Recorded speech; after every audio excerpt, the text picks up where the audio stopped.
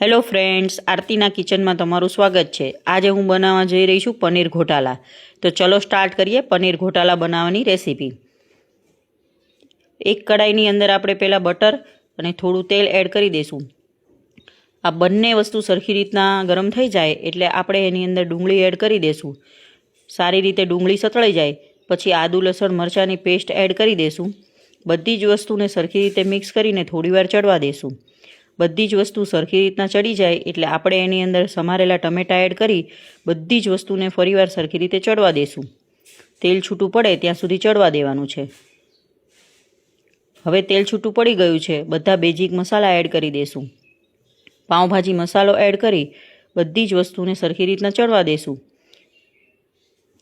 Consistency adjust કરવા માટે અંદર થોડું ગરમ પાણી એડ કરી દઈશું। ખાસ ધ્યાન રાખવાનું છે કે આની અંદર તમે ગરમ પાણી જ એડ કરશો। બધી જ વસ્તુ સરખી રીતના મિક્સ કરી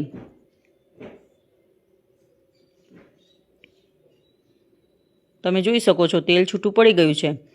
હવે આપણે એની અંદર છીણેલું પનીર એડ કરી દઈશું। બધી જ વસ્તુને ફરીવાર સરખી રીતના મિક્સ કરી દઈશું।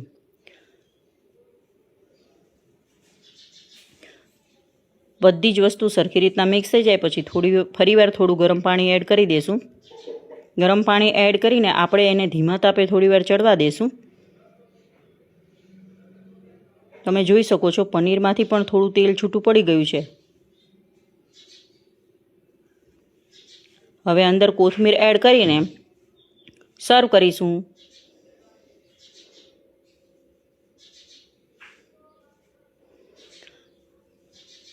ગાર્નિશિંગ માટે મેં ઉપર થોડું ઝીણું સમારેલું ચીઝ એડ કર્યું છે। પનીર ઘોટાલા ખાવાની બહુ જ મજા આવે।